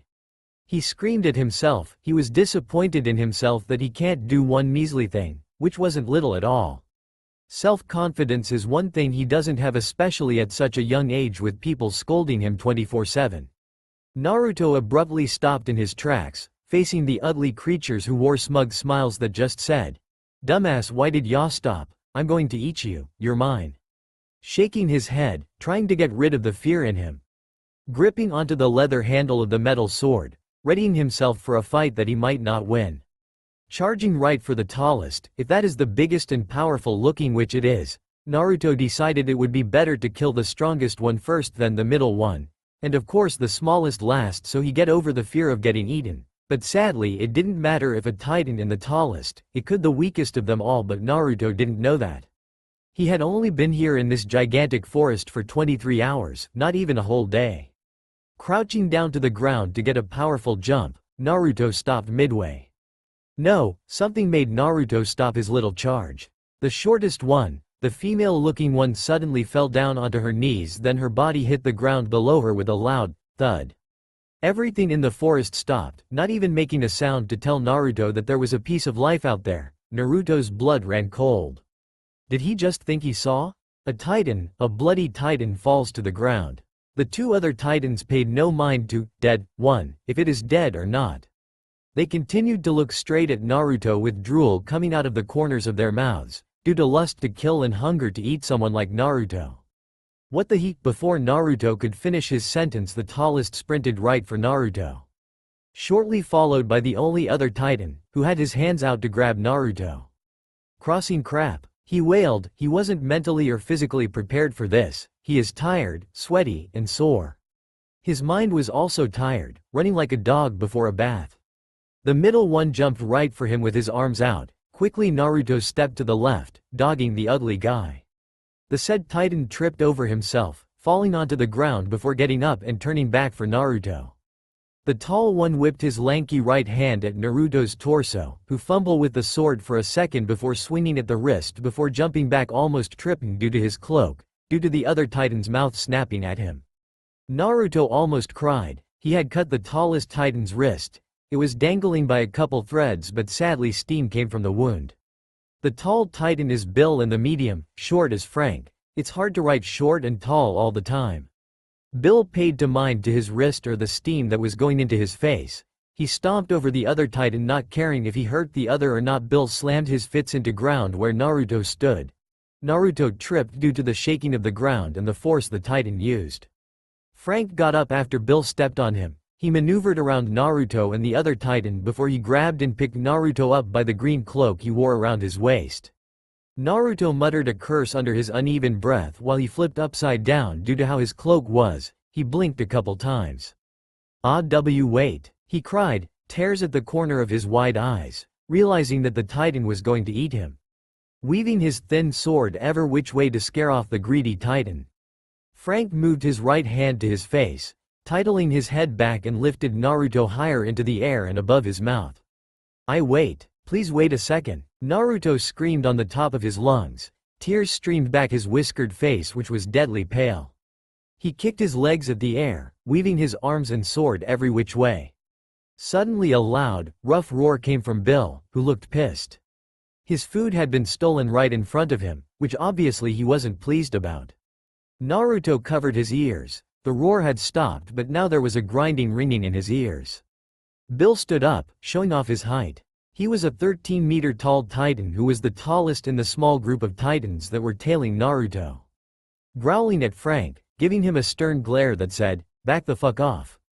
Naruto uncovered his ear and opened his puffy eyes, to look at Bill and then down at Frank, who retorted back with an equal foul glare that said. He closed his large mouth before roughing flinging Naruto towards a tree.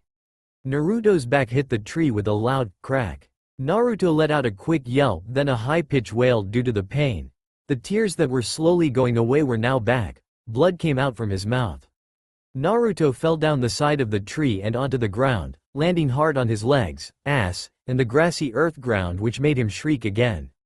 He slowly withering his body up despite the pain over his back, head, and knees and laying up, with his back against the large tree he hit.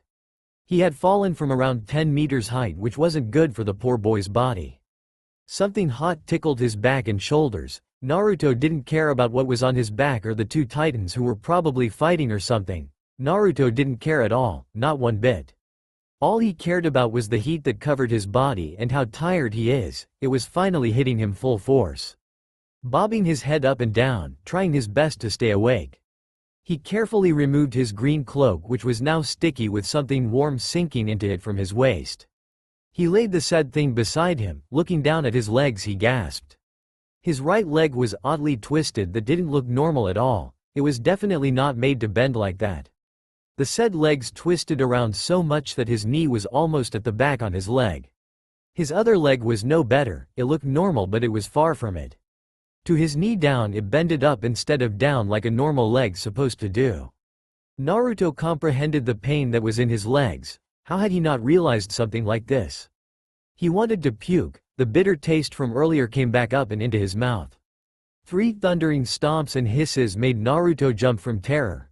Biting his lip to shield the pain from his legs, he made himself focus on the Titans. Which he couldn't see that much. The sun had finally set and the moon seemed not to come out yet.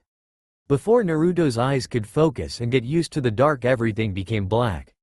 Naruto's head dropped. His body slumped over to the right, making his legs more, but Naruto didn't wince or even move.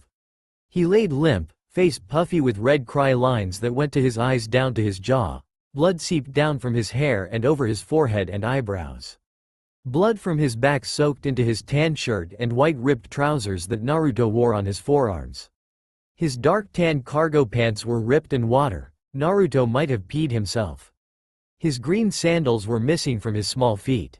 Everything had dirt, blood, mud, and grass stains, cuts, and rips in them, even Naruto's pale skin. Black circles slowly appeared below Naruto's close eyes. Naruto fully fell on his side, still not moving one bit. The sound of gas hissed above him. 4 thunder loud booms of something big falling made the old evergreen trees creak underneath it. Naruto flinched. He was terrified of the 2 Titans eating him, alive. He was terrified of the 2 Titans fighting. He was guessing. He has no idea if they are or not. He was terrified of the flying people, that they might find and kill him on the spot. He was terrified of dying from dehydration or starvation. That would be a slow, painful death that Naruto didn't want. biting his lower lip trying to focus on that pain and not the pain that came from his legs, back, head, and ass. Looking up from his broken, twisted legs, which he noticed his navy blue sandals were missing from his feet, but he didn't care. Naruto tried to see the titans that were trying to eat him moments ago. But he couldn't see anything, not even the big, ugly creatures. Blinking once, Naruto finally realized that the orange glow of the sun that was behind the trees and shrubs was gone, leaving him in the murky, cold, quiet forest to look at the moon that was coming up from the line of land. Before Naruto's keen blue eyes could adapt to not having a light source, everything became darker, then lighter. Something white and warm, not as warm as his body heat but still warm, was coming from behind a tree that he was facing. The glow became brighter and larger, until Naruto couldn't see anything except the glaring light of white that surrounded him. Naruto's head abruptly dropped, his small body slumped over to the left, making both of his broken legs move, but Naruto didn't wince or yelp in pain. His whiskered face was puffy. Barely noticeable red lines which he got from crying started right under his closed eyes, which had little tears under the lashes and down to his jaw. Thick, goopy red blood seeped down from his golden hair and over his forehead and into his small eyebrows, slowly moving sideways into his ear due to the pose he was in. Blood leaked from the cover of his mouth. The same substance soaked into his tan t-shirt and white ripped trousers that were split in half that Naruto wore to cover his forearms to his shoulders. His dark tan, cargo pants were soaked with something wet. Naruto may have peed himself while one of the titans almost ate him. Everything on Naruto's body and clothes has dirt, blood, mud, and grass stains all over them.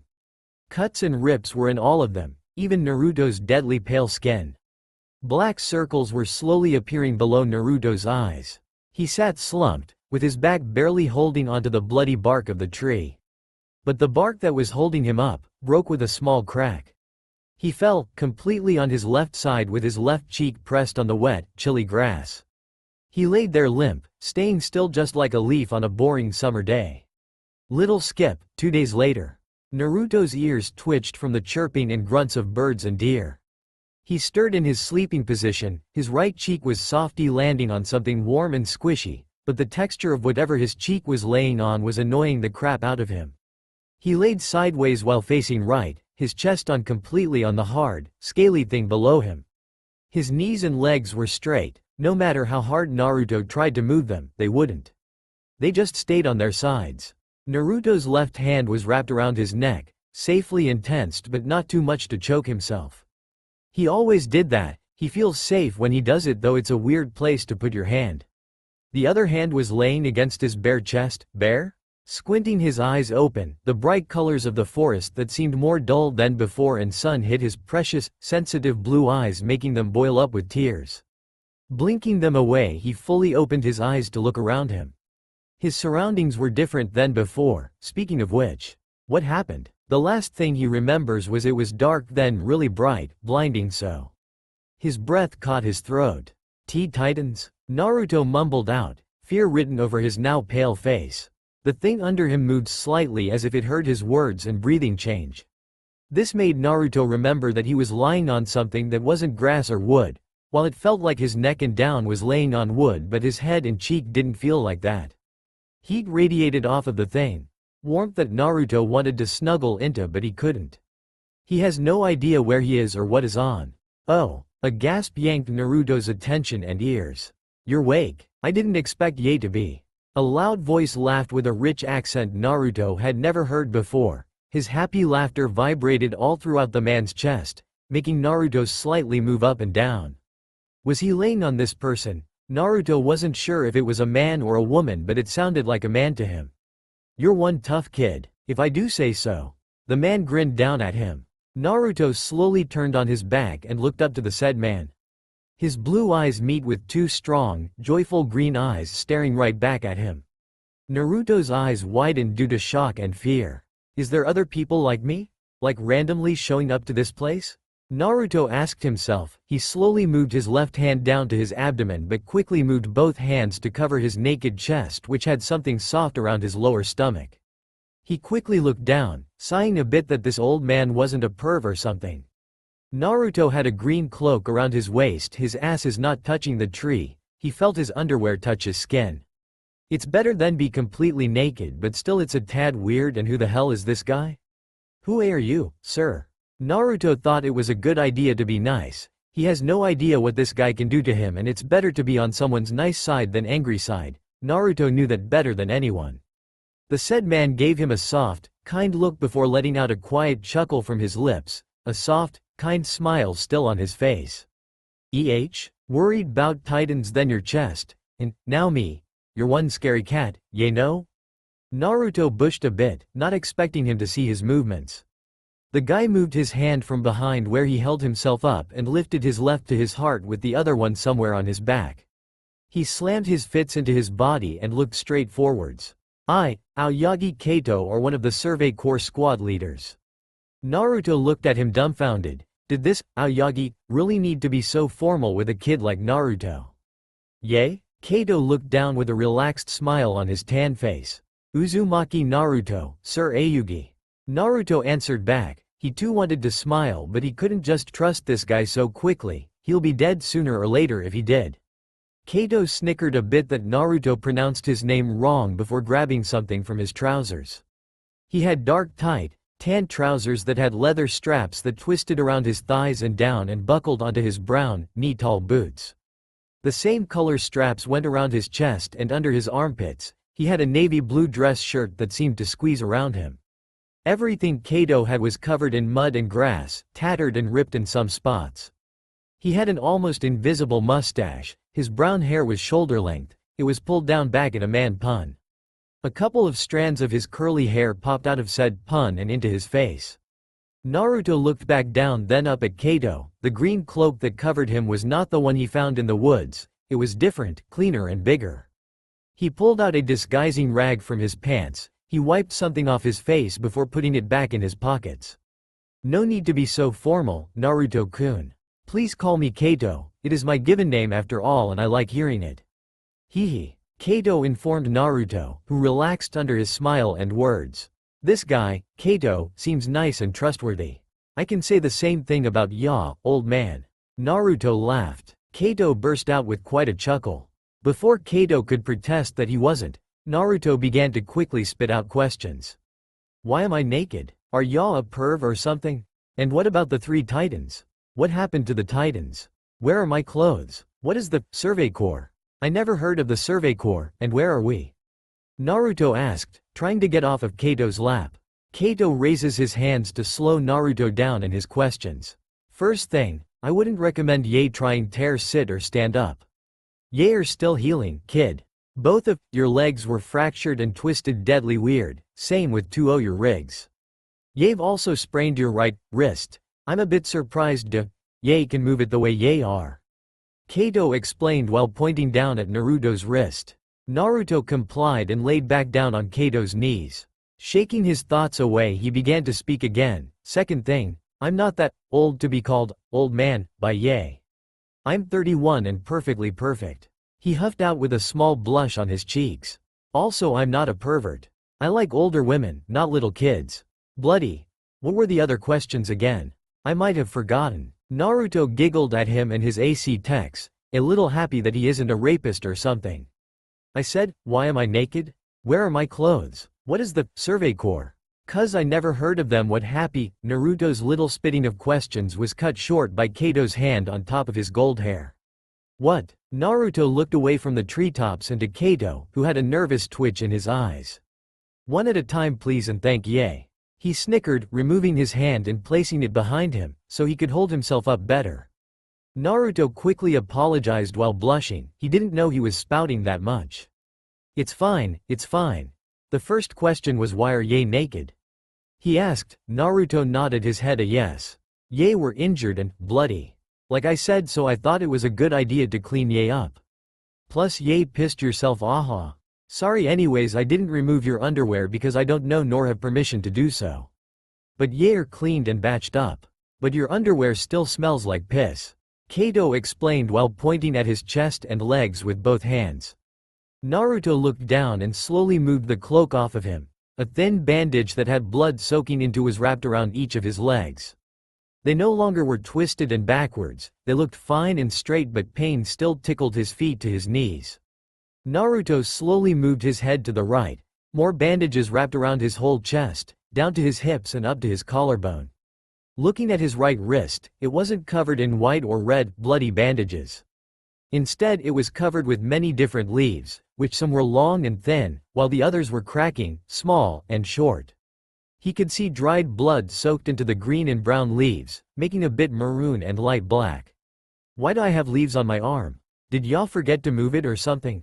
Naruto mumbled the last part to himself. He tried his best to not move that much, but taking off the cloak and moving his head around still caused pain to hit him from all over, but it wasn't as bad as night he got hurt. He has no idea when that was, but he guessed it was last night, which he was happy for. Aha, no, I didn't forget. I ran out of tape for your hand and used leaves tear bandage you. The bandages I used are obviously better, but you always need to have a plan B when taking a trip outside the walls. Kato smiled while pointing one of his fingers everywhere to explain with more excitement. Naruto's breathing stopped for a second. Kato quickly looked down at him with worry. Yay, alright? He asked, moving a bit on the large branch that he was sitting on. Wall? Outside the walls? Naruto questioned. His blue eyes were wide with confusion and happiness. He began breathing again, but it was still a bit hitched in his throat while talking. Yeah, the three main walls that protect all the people from the man-eating titans. Kato looked down at Naruto with hesitation. He has never met anyone that doesn't know about the walls, nor met anyone outside the said walls. Is Naruto just like the doctor that he heard about when he was younger while spying on his brother? The doctor was found outside the walls and knew nothing about where he came from or why he got to the spot. Shaking his head, there was no way that this kid was like that doctor, nor did it matter. He was lost, miles on miles away and split from his group. They were probably dead by now. Well, Kato wishes they were dead and not lost like him. He was the leader and failed his one mission, to protect his squad while killing the titans for the main group that had his brother in it. Damn it, there is no way in hell I'm going to make it back to the wall with a kid, even if I didn't have Naruto with me. I highly doubt that I'll get out of this hellhole or a forest.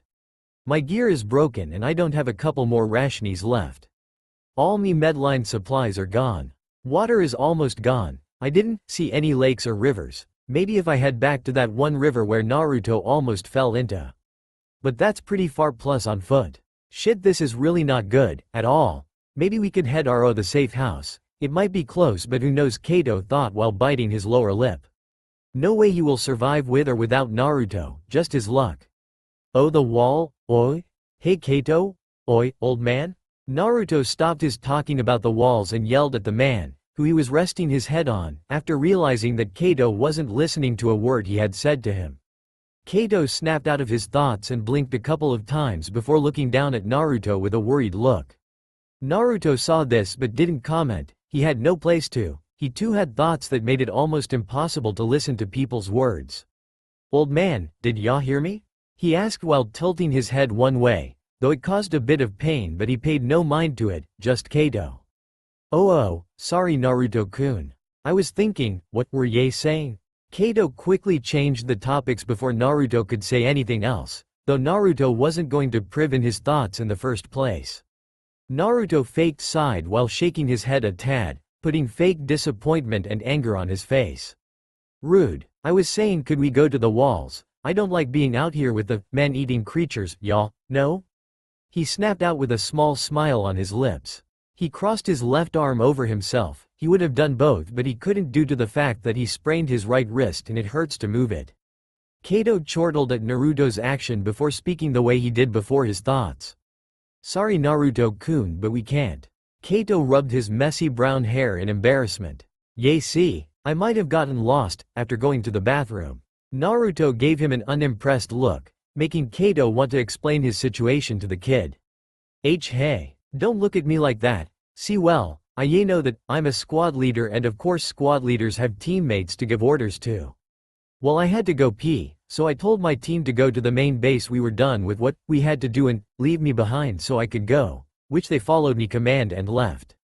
I then went to look for a spot to pee, cause those ugly lot of things wouldn't stop following me, and when I did lose him, I went looking for a spot. I left my jacket on a tree branch so I could know where to go when I was done pissing.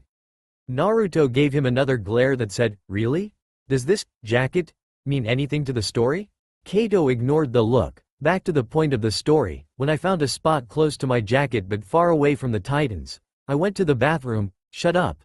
Yay to go to the bathroom. Anyways, when I went back, I tried looking for my jacket so I knew where to go. But I couldn't find anywhere, it was gone. So the stupid jacket probably flew away from the wind. The thing got me lost, not me sense of decision, which is really good, if ye were wondering. Kato huffed out, looking away while crossing his hands just like Naruto did but with both arms not one. Naruto made a O shape with his mouth while pushing his eyebrows together. He wasn't really exempting the jacket to mean anything to the plot of the story, wink wink. Okay, how did you find me? Or was it just luck that you found me? Also wait, answer my other questions before I forget them, alright? Naruto stated while pointing up at Kato, who nodded in yes for an answer. Naruto closed his eyes, trying to remember his questions from the man who had helped him. Well said to help me. Okay. He answered, why I'm naked, and, are ya a prev? He talked to himself, trying to figure out what questions still needed answers. Alright. Where are my clothes? I know why ya took them but where did ya set them? Naruto repeated just to make sure Kato knew what he was saying. Naruto didn't want to seem more of an idiot than he already is. Kato nodded again while thinking. He moved his hands from behind his back and towards Naruto's head. Naruto watched as Kato slowly and carefully lifted his head while grabbing the rag from his pants again, and putting it under Naruto's head before placing him down on the said rag. The dirty rag wasn't that much comfort but he'll take what he can get. Kato stood up onto his brown bouts, showing off his height. He was easily 5 inches 11, maybe 6 inches 0. Naruto wished one day he'll be that tall. He was always got made fun of because he was shorter than every kid in his age group. Yair clothes should be. He trailed off, turning on his feet and heading for the base of the tree. Naruto could feel shards of wood poking at the back of his legs and arms. He guessed they were on a large branch. But he wasn't sure if he laid on one or not, so he was going to ask where they were after Kato comes back with his clothes. He placed his hand onto the tree bark, looking down at something Naruto couldn't see. Before Naruto could ask what he was up to, Kato up down, off of the tree branch and out of Naruto's sight. Naruto laid wide-eyed at the spot where Kato had just been. Shock and confusion was nothing NHOW he felt. WH. What the hell? He shouted, trying his best to sit up and look over the side of the branch. A grunt from right below him made Naruto hold his movement and stay still. Was it another Titan coming to eat him or Kato? Why did Kato jump off of the tree? Where the hell are his clothes? Ye need to be quiet. There's still Titans walking around here. Kato shouted in a hushed voice, his accent replacing some letters or completely forgetting them. Naruto sighed out in relief. He didn't know he was holding his breath. But he stayed quiet while breathing the softest he could, so Titans could hear him or Kato, who was always quiet. The sound of wood breaking made Naruto turn his head over to where Kato had jumped. Naruto jumped at the hand that reached around the tree branch and now top of it, relaxing when Kato's messy brown hair popped up from below. He pulled himself over and onto the branch, breathing a bit heavy before turning around to look at Naruto, who was still laying on the tree. Here ya go, your clothes and shoes. He whispered, just barely reaching Naruto's ears that were still ringing from something, he wasn't sure. A light lit in Naruto's blue eyes, happy. He was happy that he was going to be wearing something else than his dark blue-colored underwear which had pink-colored hearts on them, which Kato really wanted to laugh at but he held himself back with only a content smirk. Where were they? Naruto asked, trying to sit up but failed for the third time today. Kato walked over to him, clothes and shoes in hand. Naruto reeled back into his mind, trying to think where his shoes went. He remembers losing them because he looked down at his feet and they were gone but now Kato has them. It made no sense to Naruto but he shrugged it off. Need help? If ye don't mind, of course. Kato sat down right behind Naruto's head where he sat before he left to get Naruto's clothes which he nodded a yes to Kato. Naruto a bit, waiting for Kato's answer for his question. Your clothes were below us, the branch right under us. He handed Naruto his tan cargo pants, which were still ripped but they no longer looked like shit and smelled like piss and blood, which Naruto was happy and grateful for. Naruto used his left hand to grab his pants and slowly withered himself into them. Kato grabbed the gray t-shirt from where he sat it, and clothed Naruto when he was done with his pants. "Another question if you don't mind me asking?" Naruto added a quick, "thank you," at the end just to make sure Kyoto knew he was grateful. Plus he really didn't want to be abandoned or tricked by another person. Especially one that he trusts with his life, like Kato. That would crush him into pieces if Kato did betray him. Kato nodded while saying a quick, "I don't," with a smile. This made Naruto think for a second to understand what he had said. He hated those types of answers or questions, always confusing to him. "Where are we? On a branch or something?" he asked, pulling over the green cloak back over his body to keep warm. A cold breeze hit his face, making them a bit pink. What month was it? He questioned himself. He thought it was somewhere in August while running away from Titans and the flying people.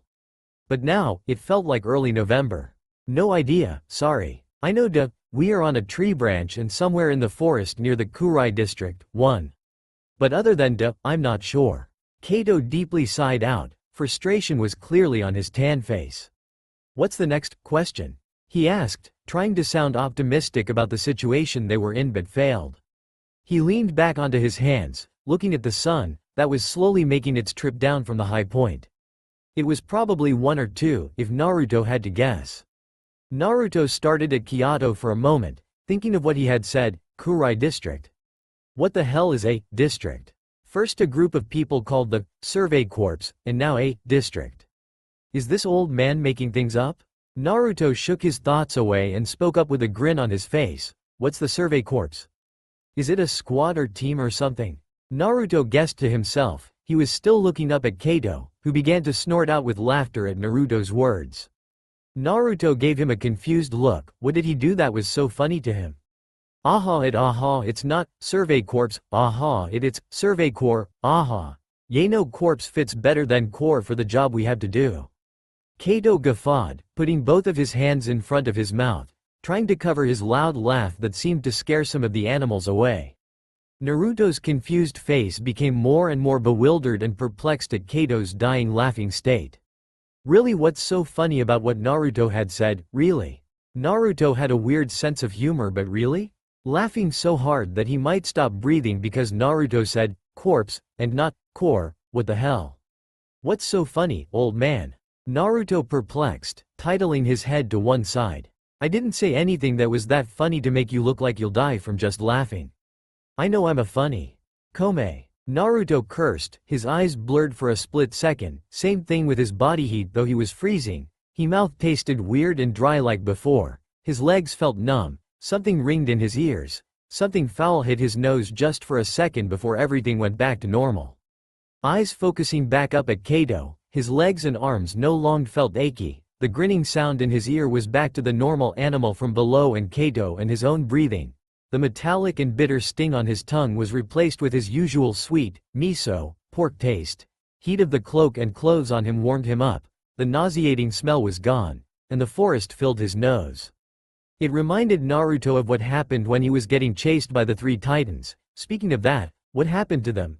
Naruto knew one fell to the ground, but what about the 2 that grabbed and attacked him?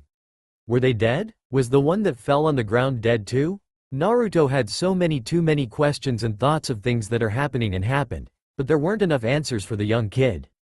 He wanted more, he needed more if he wanted to survive. But still there might never be enough answers for all of his questions, especially how he got here. He doesn't remember this forest nor anything before falling onto a tree branch. Where the hell was he before he got here? Was it that village full of people he saw in one of his dreams? But Naruto didn't want. Every time he tried to think about the 3 people in the foggy forest or the tall mountain he sat on, looking down at people in the village, his mind would start to blur and pain would prickle his head. No matter how much he tried, the same thing would happen. He is stuck in a place he doesn't remember and all his old thoughts and memories are gone and out of his reach, just out of his reach. Just a fingertip away. Kato was still trying to hide his laughter, trying to make sure he doesn't alert the nearby titans that roamed around below them. Lucky for them, Kato's gear got them up until a high branch of a 30-meter tall before breaking, and popped due to how Kato had used it. But he failed miserably. When Naruto came to, he really questioned if Kato was actually a leader to people and not animals or something weird. So, Kato stopped his very short sentence, his howling laughter breaking through his throat. which made Naruto look at him weird, more than before. Sorry, AMH. He coughed trying to hold his chuckle, which he exceeded to do this time. Naruto very much still wanted to know why what he said was so funny to Kato, the leader. Kato whipped away the tears that tickled Kato's green eyes before speaking up without a loud laugh or chuckle interrupting him. Sorry, no clue why that was so funny, but it was funny.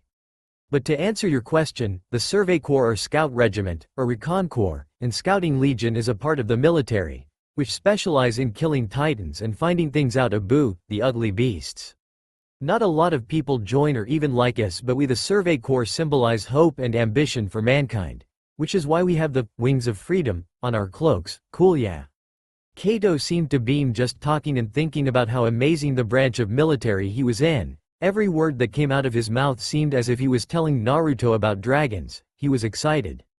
There are a lot of great members, each one is spectacular in everything they do. It's a bit creepy they get placed in the squad so well. Each member is pushed into a different squad. 6 of them if I remember rig. Every department, which is another word for squad, focuses on 1 or 2 things, but some groups are there to split people up and have more room. Like the 3rd and 6th, the latter focused on thinking new plans, ideas, and tools for the 4th squad to make and expand on. The 3rd squad is for assisting the commander and the 2nd squad, and the 2nd is there for focusing on attacking and fighting, but every member of the corps can fight and kill, they just specialized in it the most. He explained, rising and twisting his hands every which way, to show off some of things with his hands while blabbered, his dark green eyes brightening and twinkling with the afternoon sun as he did. Naruto felt the joy radiating off of him, which made him grin like a maniac, a happy maniac. Naruto could only guess what squad Kato was in. The 4th and 2nd squad were the 2 Naruto thought that fit the adult. What squad would he be in if he joined the scouts? He asked himself. Well, probably the scouts were inside the walls while Naruto and Kyoto were outside them. Plus they were lost in a large, overgrown forest of titans, so no way out and into the safety of the walls. But if Naruto did get inside the walls, what department would he be put into? The 6th sounded boring to him. It was just all thinking and more thinking. The 3rd seemed a good fit for himself, he thought. Assisting the commander, whoever that is, and killing titans with the 2nd squad seemed good to him. But fighting titans? No way in hell Naruto could do that, just no way. He already had enough adrenaline pumping in his veins for his life. But it did make Naruto want to fight back against the large creatures. People had to defeated them and still do, so why can't Naruto? He could try. And if there is just a sliver of hope in doing something, Naruto will take that small piece and shape it into something bigger. He will do anything if he can, or cannot. That's cool. What are the other squads? Naruto shouted in a hushed tone. Is there one just for saving? Or helping people? Like helping people that can't fight? That would be cool. Naruto did really want to know more about the scouts. Even if he can't get inside, he can still imagine what it would be like. What exactly they do. Were they nice? Or bad? Would they like him and his antics? Well, Naruto hopes they do, if they ever met. Don't tell anyone much about us, we don't need more problems. A dull, blunt voice ringed in Kato's head. If an outsider asks questions, don't answer. We are the Recon Corps. Recon. We need to have secrets. Secrets make people stronger. If you go spilling the beans of our secrets, then it will only cause more problems. Problems are annoying and difficult to solve.